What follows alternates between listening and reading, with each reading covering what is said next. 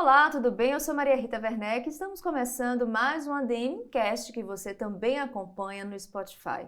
Hoje o nosso tema é: qual a relação entre o canal de denúncias e a ética nas empresas? Bom, antes de chamar o meu convidado, eu gostaria de te convidar para você se inscrever aqui no canal, se ainda não for inscrito ou inscrita, deixar o seu like já bem no início e, claro, compartilhar o link aqui do nosso conteúdo. Combinado?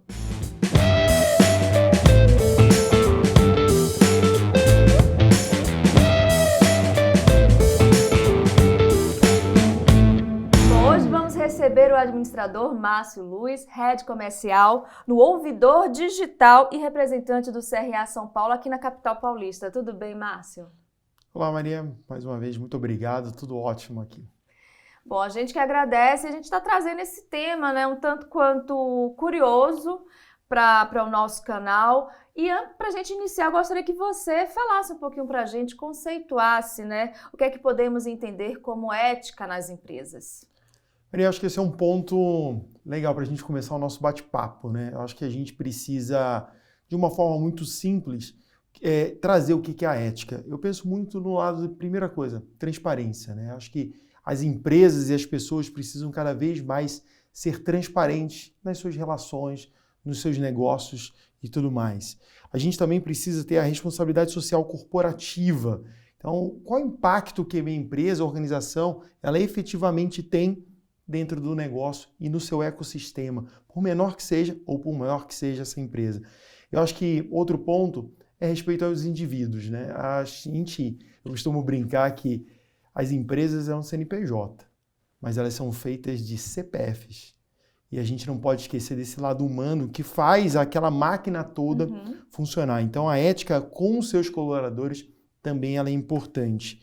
E eu acho que por dois pontos importantes que eu queria falar é fazer toda uma gestão focada com ética para que você efetivamente gere junto com o time também de recursos humanos uma cultura ética. Isso significa o quê?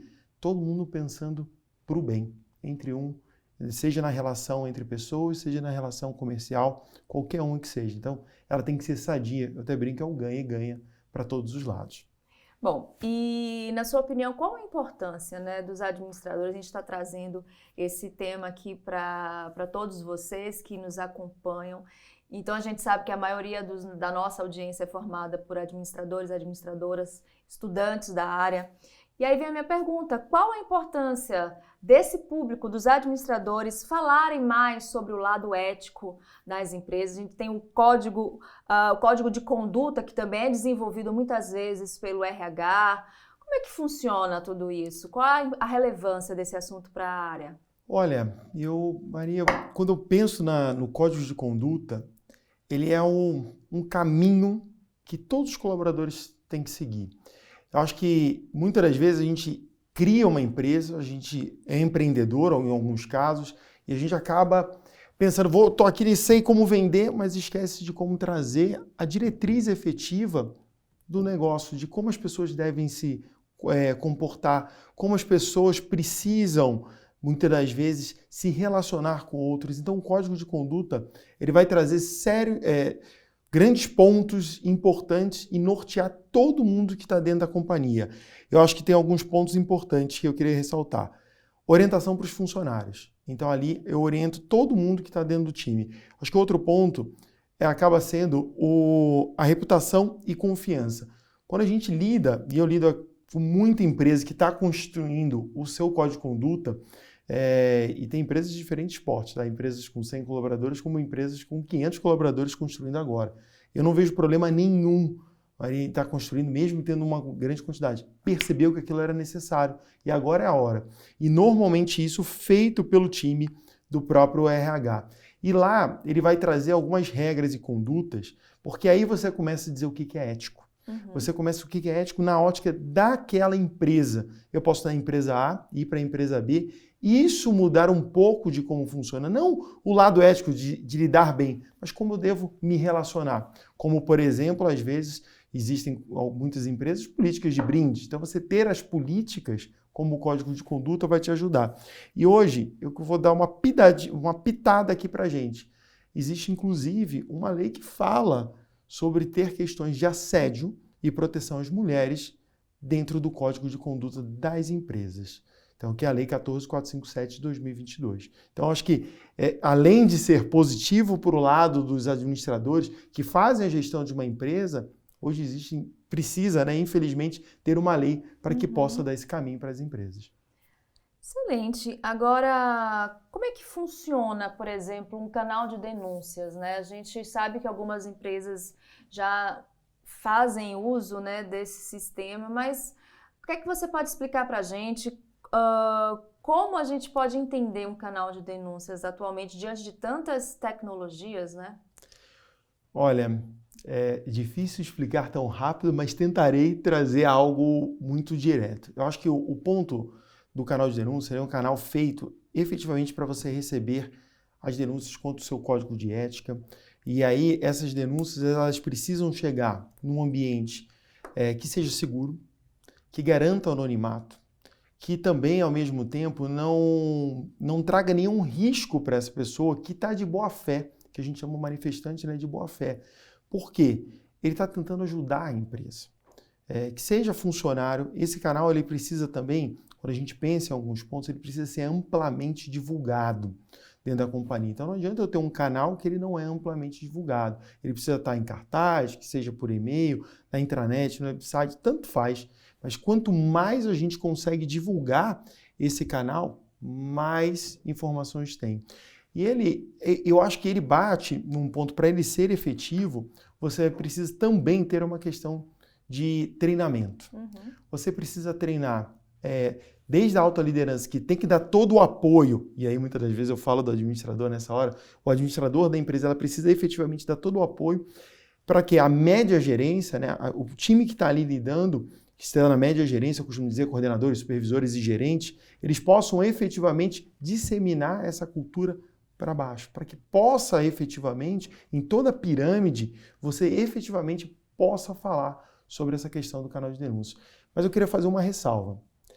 Isso vem com o lado cultural do Brasil. Eu lido com empresas aqui no Brasil e fora do Brasil. Do lado cultural, a gente foi educado muitas das vezes, quando falar denúncia, algo muito ruim.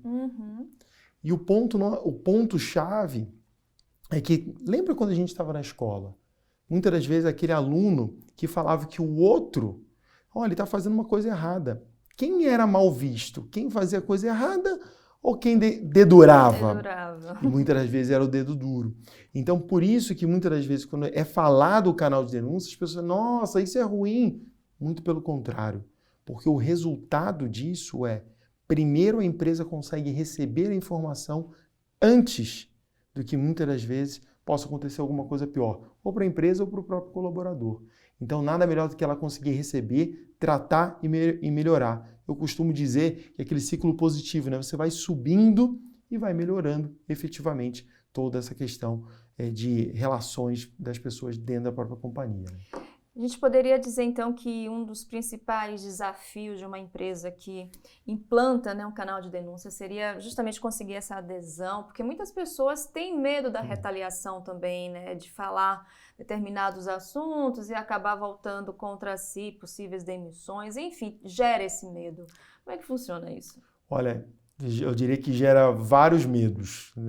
Acho que alguns medos que tem da retaliação, por isso que eu falei, quando o denunciante ele tem de boa-fé e no Código de Conduta a gente coloca lá dizendo que o denunciante de boa-fé ele não será prejudicado, isso traz com que a empresa não prejudique quem faz a denúncia.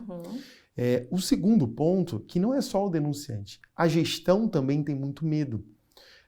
E quando eu falei de treinamento e conhecimento, não é só sobre o canal.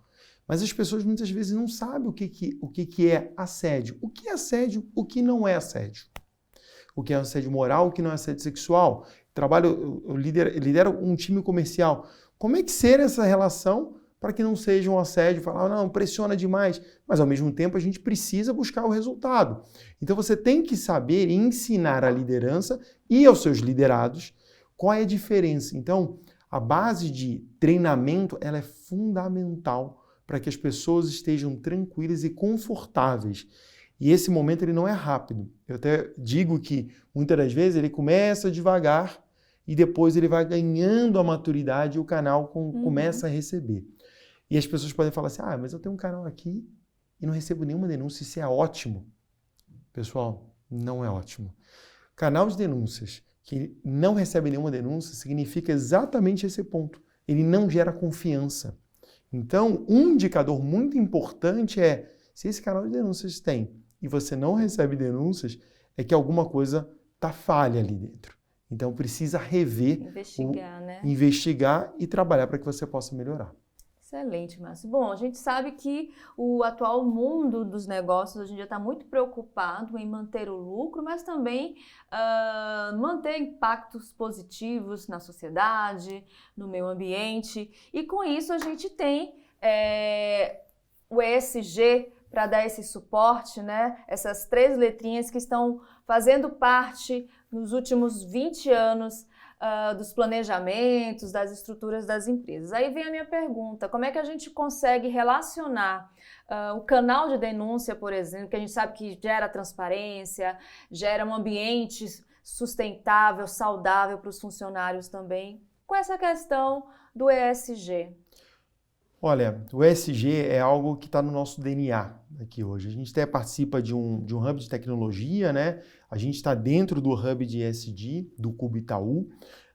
E por que a gente está lá? Você fala, Márcio, e a sua pergunta é exatamente essa. Quando a gente pensa em canal de denúncia, às vezes a gente, mais uma vez, pensa no lado negativo. E, na verdade, ele é positivo. Quando a gente pensa no né, de environment, meio ambiente, hoje nós temos, inclusive, canal focado para saber se aquela empresa, o impacto que ela está fazendo na natureza ou na sociedade é algo que é ruim. Então ela cria um canal de comunicação com os seus stakeholders, por exemplo, comunidade, para escutar sobre o trabalho que ela impacta. Imagina você, que atua na construção civil, uma obra que constrói um prédio, ela tem um impacto na sua região. Como escutar os moradores que estão em volta? Quando a gente pensa no social, existem hoje também empresas que vão para um canal de assédio, um canal de proteção, de escutar assédio contra as mulheres ou minorias. Ter o canal específico para a sociedade, ele também é importante. Então esse é um outro ponto, né? A gente cria algo que a sociedade possa falar. E a gente também tem um canal de uma empresa que ela está focada em entender o impacto dela na sociedade. Então a gente recebe de uma outra forma. E o G ele vem da governança, né? Aí da governança ele vem para o canal de denúncia, como a gente vem dizendo que normalmente ele está dentro ou da empresas ou também empresas públicas, que isso não é só o mundo do corporativo privado, né? O mundo público, né? A administração pública também tem canais de denúncia para receber seus relatos. O ideal para manter a transparência, para manter essa questão da legitimidade das denúncias seria ter um canal de denúncias funcionando dentro da própria empresa, com funcionários da empresa, né, ligados a ele, ou uma estrutura fora, né, que dê esse suporte? Eu acho que isso, não digo que todo dia, mas quase todo dia, Maria, tem essa dúvida, né? Tipo, eu faço um canal que no mercado é falado, canal interno ou um canal externo, né? O canal externo, ele é o mais indicado. E por que você fala? Porque o interno, vamos pensar, pense vocês que são administradores e trabalham numa empresa. Se hoje, quem está hoje dentro da minha empresa, eu tenho meu e-mail corporativo, acesso toda a rede, você já parou para pensar que, de repente, o diretor de tecnologia poderia ter acesso a tudo isso? Agora, quem cuida de um canal de denúncias é um comitê. E esse comitê ele é exclusivo, só eles têm acesso. Mas se eu coloco dentro da minha infraestrutura de tecnologia, eu tenho um risco, não que a empresa vá fazer isso, mas gera uma dúvida. E aí gerar a dúvida faz com que o denunciante ele não faça a sua própria denúncia. Então ter um canal terceiro, e aí quando eu falo terceiro, ele é um canal que ele está numa infraestrutura dessa empresa terceira, como por exemplo aqui eu trabalho, então ele vem para uma infraestrutura nossa, a gente faz toda uma ajuda a fazer esse canal ser efetivo. A gente está falando de ajudar na parte de treinamento, comunicação, preparar esse canal, as perguntas, porque saber fazer as perguntas também é importante. E antes de chegar na empresa, ele passa por um time de especialistas dessa empresa. E aí ela faz uma curadoria para ver se aquilo é denúncia ou não, que às vezes utiliza o canal de uma forma errada, mas quando ele faz isso, a gente faz o filtro. Se é uma denúncia, a gente passa, por exemplo, para a empresa. Se não é, a gente fala que é outro canal. Mas tem um ponto importante nessa história. Nesse pré-tratamento, que é como o mercado fala, tem um papel dele identificar se alguém do comitê foi denunciado. Por quê? Imagina, né, que eu fui denunciado e eu faço parte do comitê. Maria, imagina eu receber uma denúncia que é contra mim. Não pode saber. Para você, nesse caso, se o comitê fosse nós dois, trazendo como exemplo, você receberia e eu não. Então, isso faz com que você consiga fazer toda uma investigação corporativa, né, sem eu saber, porque não entra indicador nenhum, e você consegue saber se aquele fato é verdade ou não. Então, você consegue dar uma resposta para a sua empresa, para os seus colaboradores, dizendo o seguinte: qualquer pessoa pode ser denunciada. Não importa a posição, inclusive quem está no próprio comitê. E isso mostra a seriedade que a empresa está levando. Muito bom. Bom, com base na sua experiência, cita para a gente alguns exemplos de empresas que usaram o canal de denúncias como ferramentas estratégicas ou então para promover, inclusive, a sustentabilidade do próprio negócio com a transparência.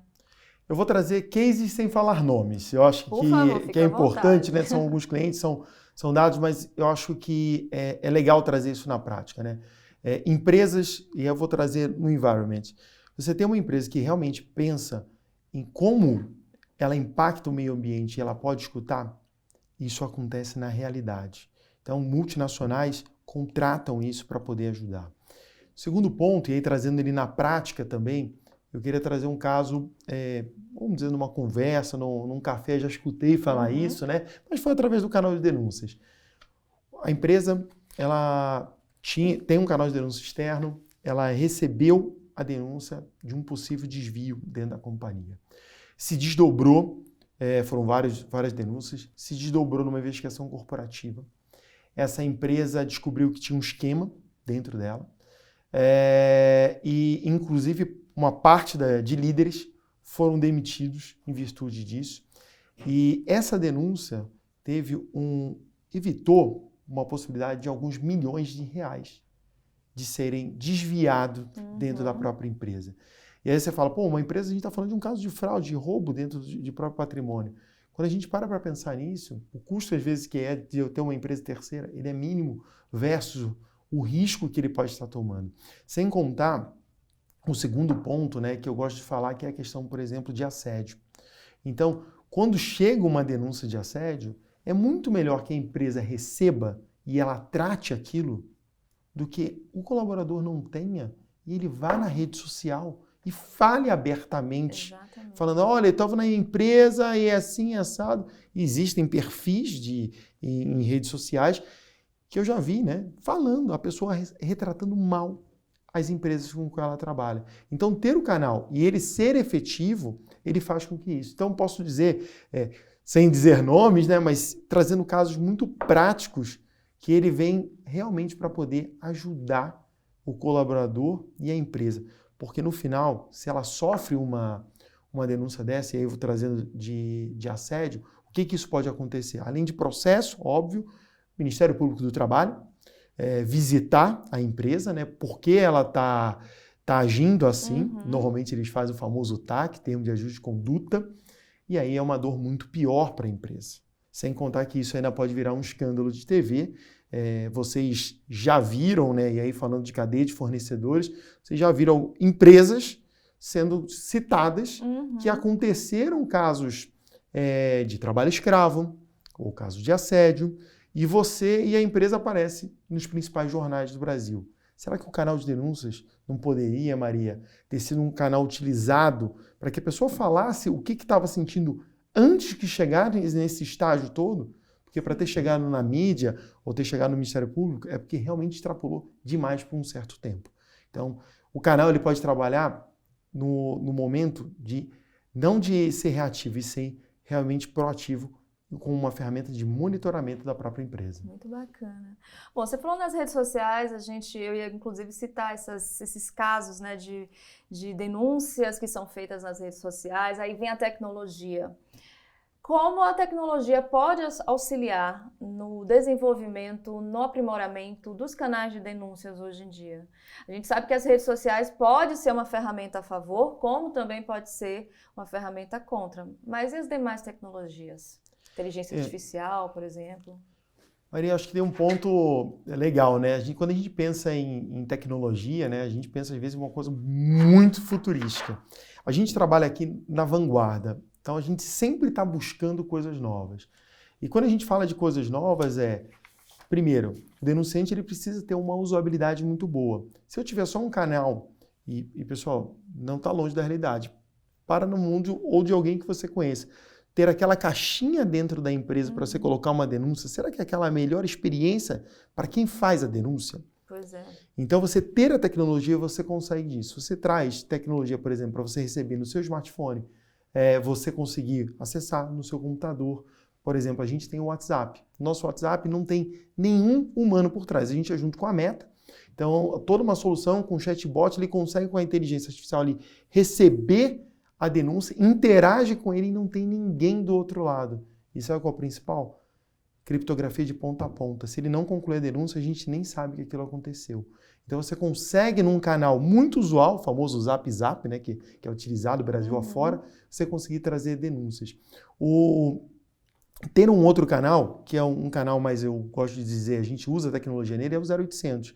O 0800 ele ainda é algo, em algumas regiões ou segmentos necessários. Mas até o nosso 0800, por exemplo, ele é um 0800 já com uma tecnologia, onde não tem humanos do outro lado para que ele possa receber. E quando a gente fala, e aí isso eu estou falando da experiência de quem vai fazer a denúncia, né? Porque dar os meios com que melhor cada um se identifica é a melhor forma. Tem gente que é 0800 ou WhatsApp ou pela web. Você está mais seguro, confortável. Né? Confortável. E aí vem um outro lado, quando a gente pensa em tecnologia. Tudo bem, legal, ajudamos o denunciante, mas como é que a gente consegue ajudar a própria empresa? Então eu acho que aí, hoje a gente vem trabalhando aí no pioneirismo de ter uma inteligência artificial que a gente está até chamando de copiloto, porque ela vai ajudar na tomada de decisão, na elaboração de plano de ação, em algumas tarefas que se perdem tempo dentro de um canal. Essa inteligência artificial ela vai conseguir ajudar, mas é importante. Como eu disse, ela é um copiloto. Ela não é a pessoa que toma essa decisão, Maria. Ela tem que ser efetivamente pegar aquele condensado que a inteligência artificial conseguiu reunir para ela e ela tomar as decisões e ver o que também foi sugerido, se faz sentido ou não. Porque nada melhor do que ter aquele tino. Mas ela consegue tirar um trabalho operacional, porque isso é um problema em qualquer área. Não é só para quem cuida de canal de denúncia, que muitas das vezes está no jurídico, está no recursos humanos, está na área de compliance, a falta de braço. Então não tem pessoas suficientes para conseguir e aquilo dá uma sobrecarga. A inteligência e a tecnologia, a inteligência artificial e a tecnologia estão vindo cada vez mais para ajudar o profissional. Não, e você falando, eu também pensei num outro benefício, não ter o enviesamento, né, das respostas, digamos assim, né? Olha, você está certa.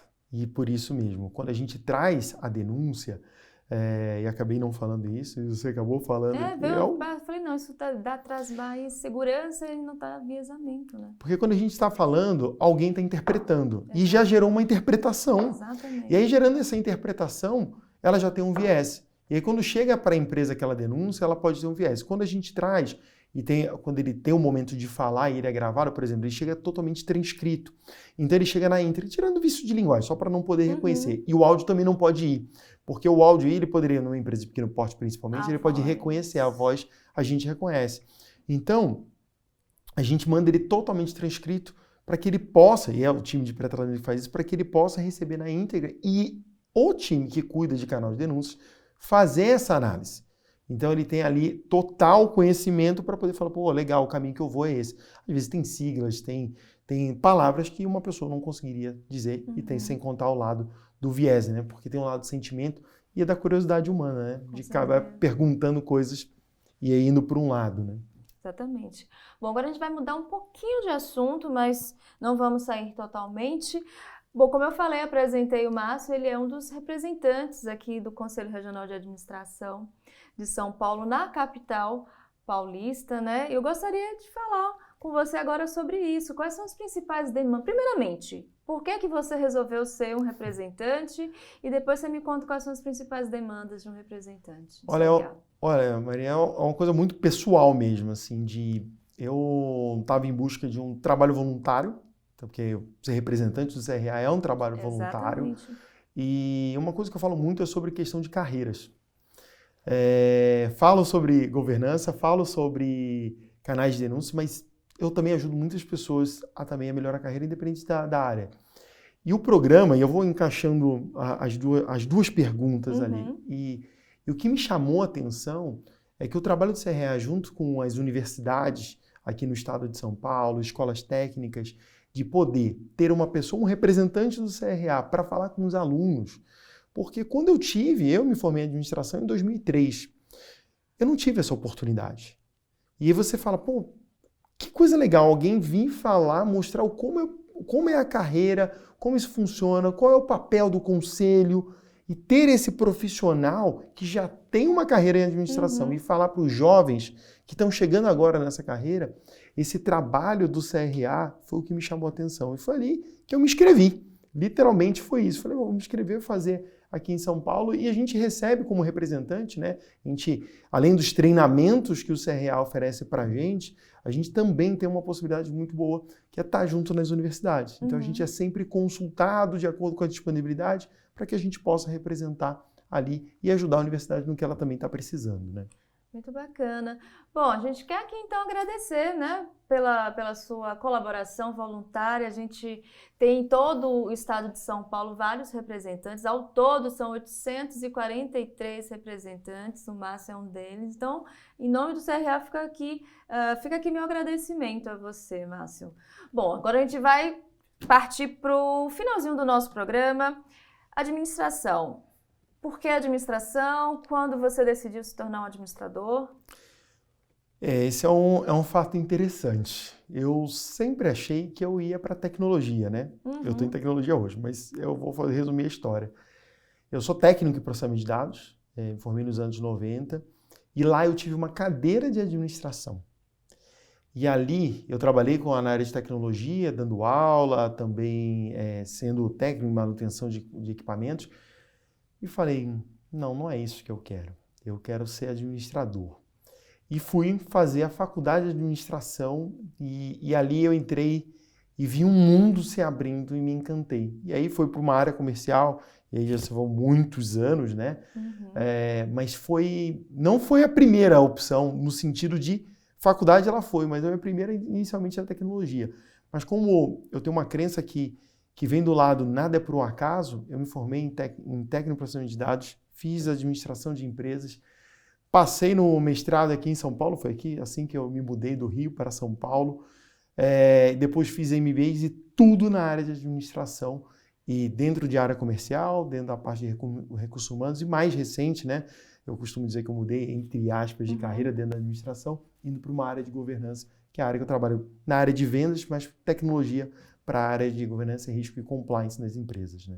Já que você falou em governança, eu vou trazer esse tema aqui para o nosso bate-papo. A gente está falando de canais de denúncia, transparência, ambiente seguro, governança corporativa. Como é que ela se encaixa em tudo isso? Olha, ela é um pilar estratégico dentro da companhia. Ela faz com que o negócio, e eu que trabalhei muito trabalho até hoje na área comercial, mas em instituições financeiras, a gente fala, mas por que tem a governança? Porque tem isso tudo atrás, né? Auditoria interna, toda uma área de compliance, tudo parece que quer barrar negócios para quem é do comercial. Não, gente, não é, Maria. Acho que a grande chave disso aqui é para fazer um negócio perene, um negócio de longo prazo. Porque às vezes a gente pensa que é ter atalhos dentro da vida profissional e da empresa, e não existe atalho dentro da vida. Então a governança ela faz com que isso tudo rode da melhor forma possível em harmonia com as regras da empresa, com as regras de mercado, para que esse negócio seja perene no seu contexto geral. Então, eu acho que é aí que é o papel da governança corporativa, né? Tão falado, né? Governança, riscos e compliance normalmente estão muito englobadas ali dentro e são pessoas muito capacitados, lido com diversos profissionais aqui, muito capacitados, que fazem com que essas empresas cada vez mais cresçam. E eu queria dar um pequeno recado nesse sentido. Você que também está empreendendo, a gente está dentro de um polo ali de startups também, é importante que essa governança ela venha desde o início. Quando você se prepara para você ter a governança desde o início, ela te ajuda muitas das vezes, sabe no quê? Startups buscam em rodadas de investimentos. Startups que já têm a governança na sua essência, normalmente elas conseguem ter a captação de recursos mais fáceis, porque elas já têm pilares importantes, elas já têm controles importantes, porque o investidor, ele topa entrar, mas ele precisa também ter a segurança. E a governança corporativa ela traz nesse lado. Bom, muito bom a gente trazer essa pauta aqui para o nosso programa. Com certeza, governança, compliance e risco são assuntos que renderiam mais um ADM Cast. Quem sabe futuramente a gente convida novamente o Márcio para falar um pouquinho mais para a gente sobre esses 3 assuntos, 3 temas. Bom, agora chegou a nossa última pergunta, a nossa dica de leitura, que eu vou pedir para o Márcio deixar uma dica de leitura para a gente. Olha, eu até escrevi aqui para não esquecer o nome do autor. Eu gosto muito de um livro chamado The Culture Map. Eu peço até desculpa porque ele é em inglês. Ele não tem uma versão traduzida hoje em português. Mas por que você traz um livro como esse? Esse livro, ele fala da diversidade de culturas. E como é lidar com culturas globais. Às vezes a gente olha muito para o nosso ecossistema pequeno. E ele me fez refletir, eu tenho a oportunidade de trabalhar com pessoas de outros países, de como a gente é isso aqui. E aí a gente começa a observar as diferentes culturas e maneiras de se relacionar e a saber respeitar. Então não é uma leitura aqui tão didática pensando só na carreira, mas é um livro que faz a gente pensar e me faz refletir pensando no nosso grande Brasil. Porque, por mais que o livro não detalhe a diferença do Brasil, eu diria que daria para fazer um livro desse focado nas diferentes regiões do Brasil e culturas que nós temos. Mas é um livro bem interessante, ele chama The Culture Map e o autor é Erin Meyer. Então, consulte aí na internet, vocês vão achar. É um bom livro. A gente vai colocar na edição aqui a capa do livro, para facilitar a busca para vocês. Perfeito. Bom, Márcio, eu quero te agradecer, você está aqui com a gente, trazendo esse assunto que, como a gente viu, é de grande relevância para os profissionais da área da administração. Muito obrigada pela sua presença aqui. Maria, eu queria agradecer a você, em especial por ter conduzido aqui toda essa nossa conversa, eu considero como uma conversa, também a todos os profissionais do CRA que fazem essa casa aqui uma casa de excelência. Então, muito obrigado por essa oportunidade e poder também contribuir. Espero que vocês que estão nos assistindo aí ou escutando tenham gostado dessa nossa conversa. Muito obrigado. E muito obrigada a vocês que ficaram conosco em mais uma edição do ADM Cast. Bom, se você ainda não é inscrito aqui no canal, aproveita, se inscreva agora, deixe seus comentários, seus likes. Nos procure nas redes sociais do CRA São Paulo para você também dizer o que é que você achou desse programa, sugerir novas pautas, novos convidados. Eu espero todos vocês no próximo ADM Cast. Tchau, tchau!